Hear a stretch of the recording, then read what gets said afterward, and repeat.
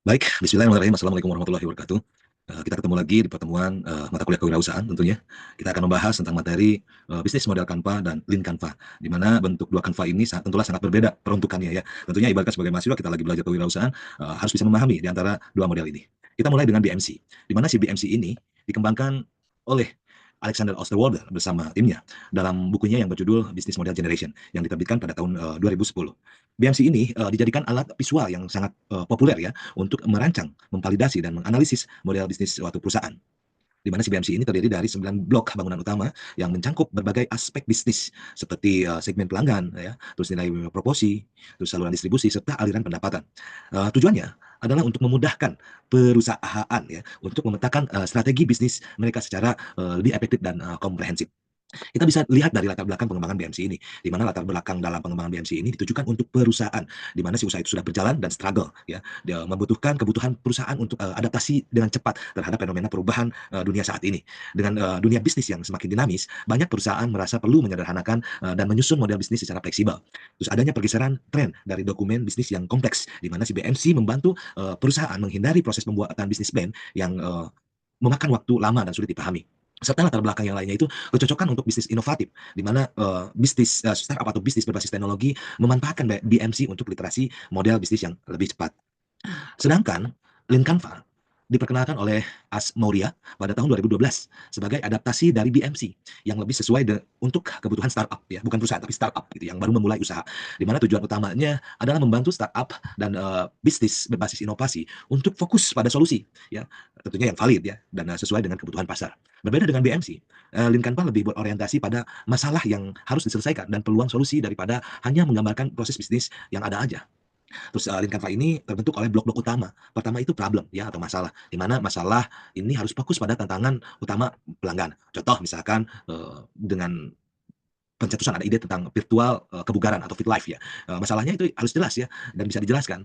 Misalkan seperti orang sulit menjaga kebugaran karena jadwal sibuk gitu ya, kurangnya motivasi untuk olahraga sendiri, terus biaya personal trainer yang mahal. Itu menjadi latar dari pembentukan masalah. Nah, di mana ada masalah ya tentu harus ditemukan solusinya dengan menggambarkan bagaimana produk atau layanan mengatasi masalah tersebut. Contoh misalkan aplikasi dengan sesi olahraga virtual bersama pelatih profesional ya yang ditawarkan atau untuk menyelesaikan permasalahan yang tadi ya atau solusi yang ditemukan oleh startup itu sendiri ya. Terus jadwal yang fleksibel gitu sesuai dengan penggunaan, serta fitur pengingat dan gamifikasi ya untuk motivasi.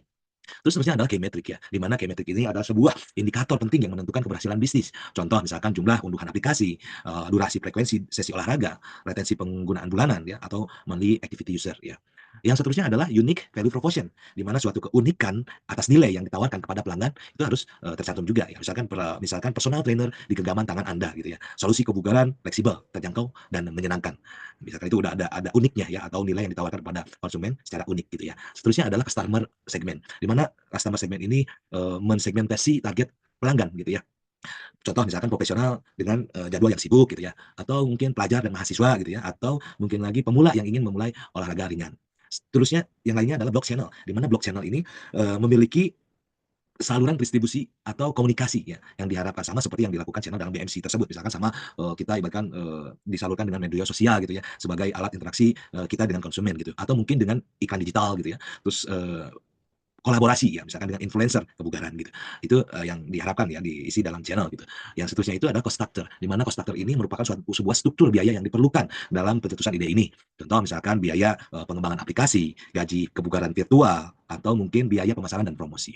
Blok seterusnya adalah revenue stream, di mana sumber-sumber pendapatan bisa dihasilkan dalam kegiatan operasional ini ya. Contoh misalkan langganan bulanan atau tahunan gitu ya, atau konten premium berbayar ya, sponsor dan iklan gitu. Itu adalah salah satu untuk mengisi revenue stream.